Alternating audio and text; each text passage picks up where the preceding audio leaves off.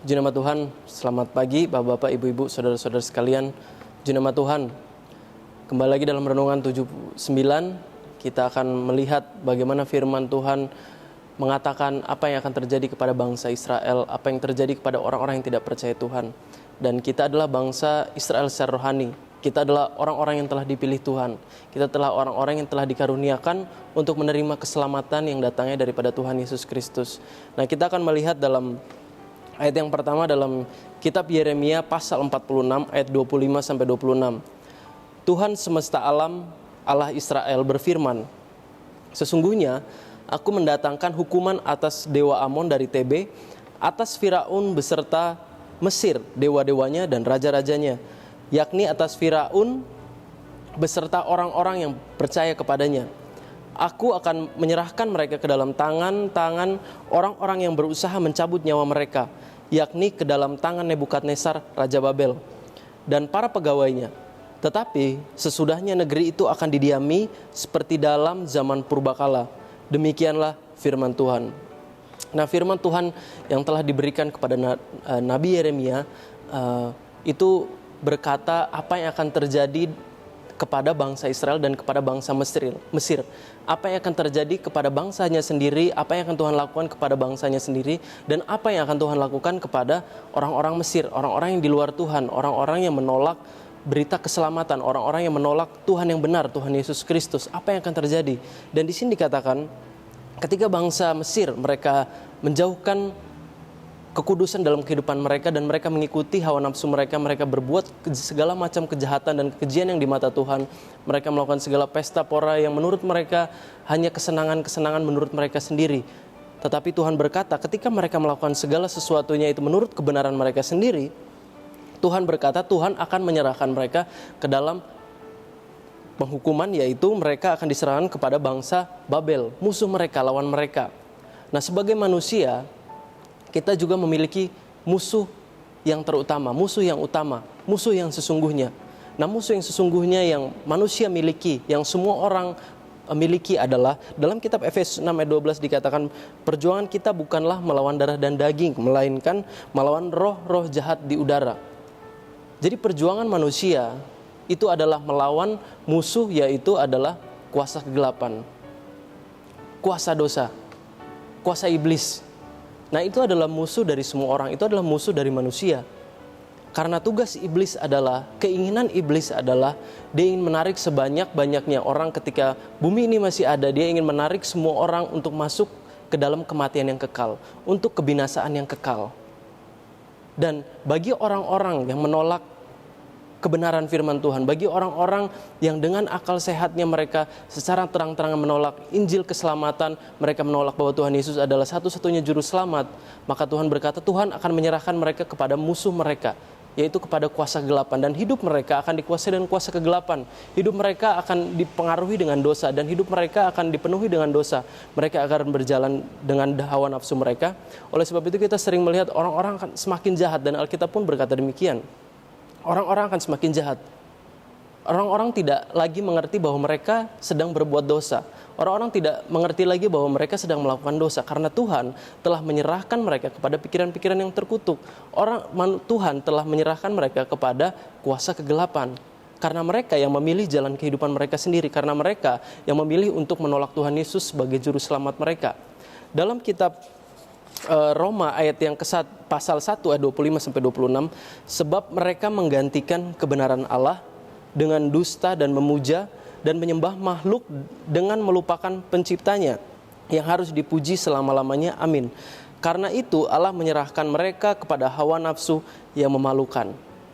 Nah, ini adalah hukuman bagi Tuhan. Ketika Tuhan membiarkan manusia berjalan sesuai dengan kebenarannya sendiri, itu bukan suatu kebebasan, melainkan itu adalah suatu hukuman, karena Tuhan telah membiarkan orang-orang untuk menentukan jalan kehidupannya sendiri. Jika manusia berjalan menurut kebenarannya sendiri, jika manusia menggantikan apa yang kudus, apa yang suci di hadapan Tuhan dengan kebenaran mereka sendiri, maka mereka sementara berjalan menuju kebinasaan. Roh mereka akan dihancurkan dan kuasa kegelapan. Seperti Mesir, mereka akan dihancurkan dengan musuh mereka, lawan mereka, yaitu bangsa Babel. Dan jika manusia sengaja menolak Tuhan, sengaja menolak firman Tuhan, sengaja menolak Tuhan Yesus, sengaja menjauhkan diri daripada kebenaran, maka orang tersebut akan dikuasai dengan kuasa gelapan, dan kuasa gelapan itu akan menghancurkan kerohanian orang tersebut. Mungkin secara jasmani kita akan melihat dalam pandangan kita, dengan cara kita melihat secara sehari-hari, kita akan melihat kehidupan mereka tampaknya tidak ada perubahan, kehidupan mereka tampak seperti mereka sedang bersenang-senang, tetapi sungguhnya kerohanian mereka sedang dihancurkan oleh kuasa gelapan. Dan ketika mereka bersenang-senang melakukan dosa, ketika mereka sesuka hati melakukan dosa mengikuti hawa nafsu mereka, kuasa iblis sementara merenggut kerohanian mereka, dan kuasa iblis akan menarik mereka ke dalam kebinasaan yang kekal. Dan itu adalah suatu hukuman jika Tuhan membiarkan kita. Jika Tuhan melepaskan kita, itu adalah sebenarnya suatu hukuman. Jika Tuhan tidak menghiraukan kita lagi, itu adalah penghukuman dari Tuhan. Nah, apa yang Tuhan katakan kepada orang Israel? Ada perbedaan apa yang terjadi di bangsa Mesir dan apa yang terjadi di bangsa Israel. Yeremia 46 ayat 27-28. Maka engkau janganlah takut, hai hambaku Yakub. Janganlah gentar, hai Israel, sebab sesungguhnya aku menyelamatkan engkau dari tempat jauh dan keturunanmu dari negeri pembuangan mereka. Yakub akan kembali dan hidup tenang dan aman, dengan tidak ada yang mengejutkan. Maka engkau janganlah takut, hai hambaku Yakub. Demikianlah firman Tuhan, sebab aku menyertai engkau. Segala bangsa yang keantaranya engkau kucerai-beraikan akan kuhabiskan. Tetapi engkau ini tidak akan kuhabiskan. Aku akan menghajar engkau menurut hukum. Tetapi aku sama sekali tidak memandang engkau tak bersalah. Nah, walaupun bangsa Israel melakukan kejahatan, walaupun bangsa Israel melakukan dosa, tetapi bangsa Israel ini adalah bangsa yang dipilih Tuhan. Bangsa Israel ini adalah kekasihnya Tuhan. Karena apa? Tuhan telah mengikat perjanjian dengan Abraham. Tuhan telah mengikat perjanjian dengan manusia-manusia yang dikasihinya. Tuhan mengatakan bahwa bangsa ini adalah milikku, bangsa ini adalah kepunyaanku. Dan Tuhan akan melindungi kita daripada kuasa kegelapan, kuasa yang akan menghancurkan kerohanian kita. Di situlah letak perlindungan Tuhan yang sesungguhnya, di mana Tuhan melindungi umat-umat yang dikasihinya, umat-umat yang telah dipisahkannya, untuk dilindungi daripada kuasa gelapan, dilindungi daripada maut. Itu adalah perlindungan Tuhan yang luar biasa. Itu adalah kasih Tuhan yang luar biasa yang Tuhan berikan kepada orang-orang yang percaya.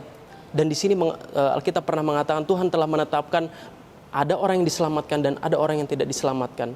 Orang-orang yang tidak diselamatkan Tuhan menetapkan karena mereka dengan sengaja, dengan sadar, mereka menolak Tuhan Yesus sebagai juru selamat. Tetapi bagi orang-orang yang telah menerima Tuhan Yesus sebagai juru selamat, Tuhan berkata, kita adalah milik Tuhan. Kita adalah bangsa Israel secara rohani.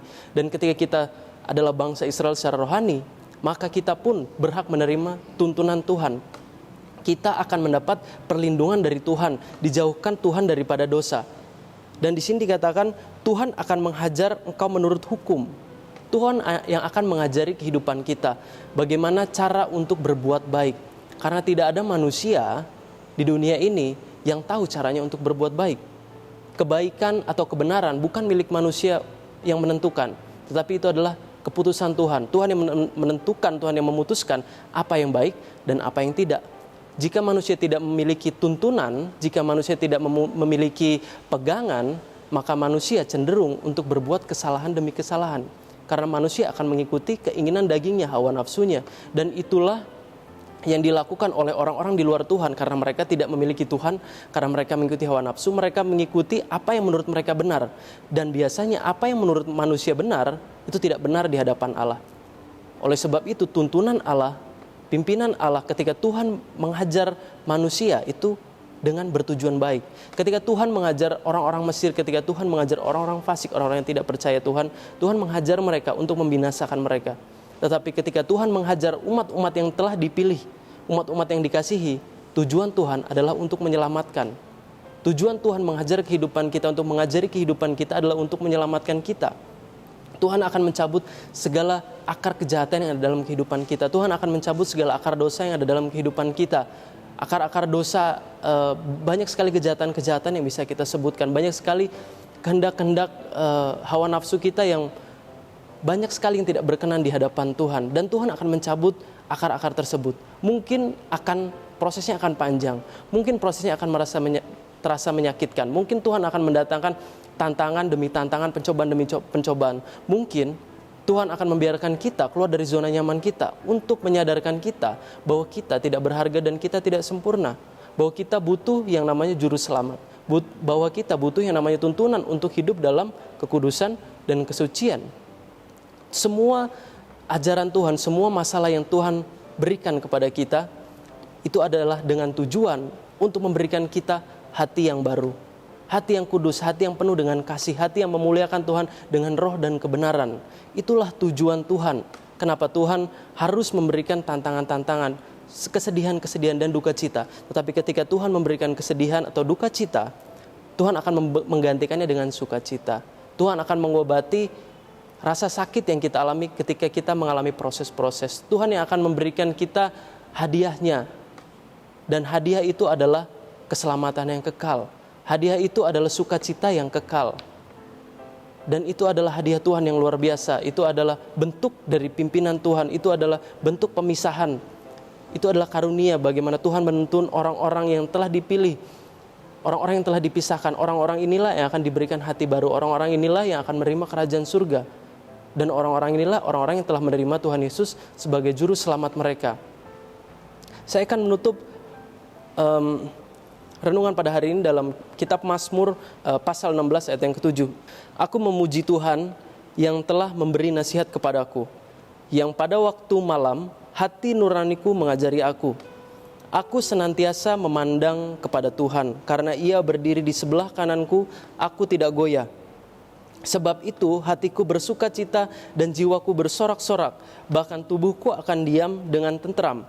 Sebab Engkau tidak menyerahkan aku ke dunia orang mati, dan tidak membiarkan orang kudusmu melihat kebinasaan.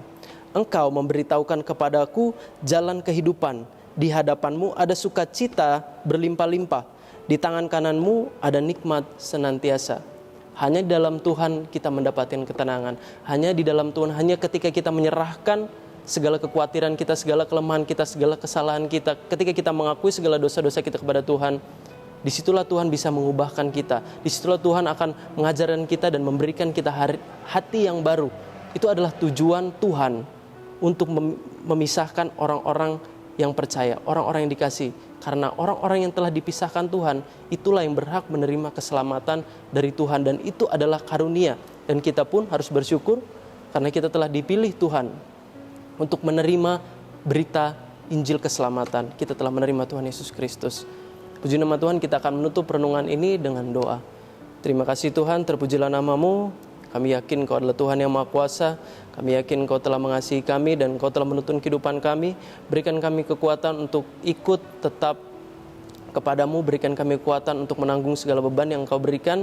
Terpujilah nama-Mu. Kami yakin Kau adalah Allah yang hidup. Dalam nama Tuhan Yesus Kristus, haleluya, amin.